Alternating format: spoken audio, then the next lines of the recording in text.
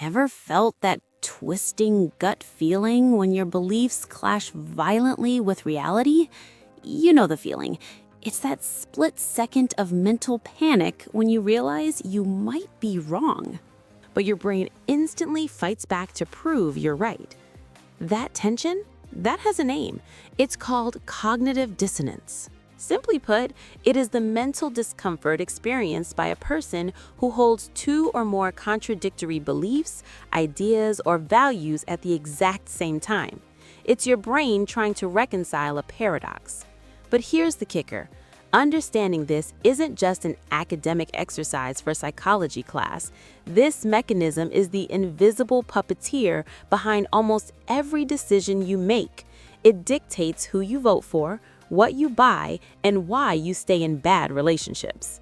We like to think we are rational beings searching for the truth, but as we're about to see, when the truth hurts, our brains are wired to choose the comfortable lie.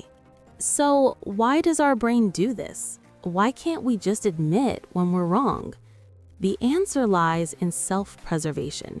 You see, the human brain craves consistency. It treats internal conflict the same way it treats physical pain. When your actions don't match your beliefs, it creates a psychological itch that you strictly must scratch. To stop that itching, we don't usually change our behavior because that's hard. Instead, we change the narrative. We perform what psychologists call mental gymnastics. Think of the classic sour grapes effect. In the fable, a fox fails to reach some delicious-looking grapes. Instead of admitting he failed, he convinces himself that the grapes were probably sour anyway. He didn't change reality, he changed his perception of it to protect his ego. We do this every single day. Take brand loyalty. You might buy a wildly expensive phone in 2025 only to find out a competitor just released a better one for half the price. Do you admit you wasted money? No, you rationalize. You tell yourself, well, the ecosystem is better on my phone, or I just prefer the design. You invent reasons to justify the purchase so you don't feel foolish. It gets even more dangerous in politics. When we see news that contradicts our political identity, we don't investigate it, we attack the source. We retreat into echo chambers where confirmation bias strokes our ego, telling us we were right all along. We aren't searching for the truth, we are searching for comfort, and our brains are terrifyingly good at manufacturing it. But what happens if we don't do the work? What is the actual cost of choosing comfort over truth? On an individual level, the toll is heavier than you might realize. Living in a state of constant self-deception is exhausting. It creates a low-level background hum of anxiety. When you refuse to resolve your internal conflicts, you stunt your own growth. You become static, unable to learn from mistakes because you refuse to admit you made them. But when you multiply this individual glitch by billions of people, you don't just get personal stagnation, you get societal fracture. Widespread cognitive dissonance is the fuel that powers misinformation. We often wonder why fake news spreads so fast. It's not because people are unintelligent, it's because that false information resolves their dissonance. It tells them, you were right to hate that group, or you were right to fear that change. This vulnerability is exactly how cults operate, and it is how nations become polarized. And today, we have built a machine to perfect this trap, the echo chamber. Social media algorithms are designed to maximize your engagement, not your enlightenment. If the algorithm notices that a certain type of post makes you feel validated, it will feed you more of it. It creates a feedback loop that insulates you from reality. You aren't just fighting your own biology anymore, you are fighting a digital infrastructure built to exploit it. We are becoming isolated islands of reality, unable to even agree on basic facts, because admitting the other side might have a point feels like a betrayal of our own identity. So, are we doomed to live in a fantasy world of our own making? Not necessarily, but escaping the mind trap requires doing the one thing your brain hates most: leaning into the pain. The first step is simply acknowledging the discomfort. Pay attention to your body.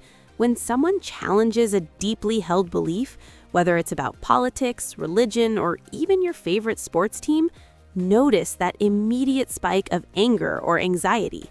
That gut reaction, that isn't righteousness. That is your brain sounding the alarm because its reality is being threatened.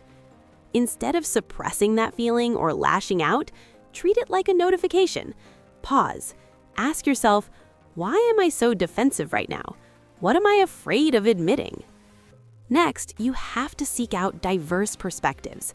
We live in an algorithmic bubble. Your social media feed is designed to show you exactly what you want to hear. To beat dissonance, you have to break the algorithm. Actively read articles by people you disagree with. Listen to podcasts that challenge your worldview. It won't feel good. In fact, it will feel frustrating. But that frustration is the sound of your mind expanding. Finally, we need to rediscover the power of humility. Somewhere along the way, we decided that changing your mind was a sign of weakness. We call it flip-flopping or being wishy-washy. That is nonsense. Being able to say, I was wrong, is the ultimate sign of intellectual strength. It means you value the truth more than your ego. The goal shouldn't be to always be right. The goal should be to be less wrong than you were yesterday.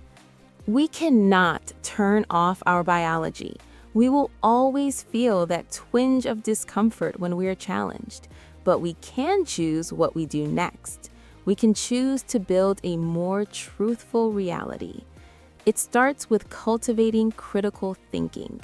This means treating your own beliefs as hypotheses, not facts. It means developing the discipline to stop, look at the evidence, and ask the hardest question of all. Is this actually true, or do I just desperately want it to be true? We also need to foster open dialogue. We have to create spaces, both online and at the dinner table, where being wrong isn't punished. If we ridicule people for changing their minds, we force them back into their bunkers. We need to stop arguing to win and start debating to learn. Ultimately, this requires the courage to change. There is a profound freedom on the other side of dissonance. When you align your beliefs with the evidence, you no longer have to waste energy defending a lie. You become lighter. You become adaptable. The world doesn't need more people who are right. It needs more people who are real enough to admit when they're wrong. So, the next time you feel that twist in your gut, don't push it away. Listen to it. It might just be the sound of your mind opening up.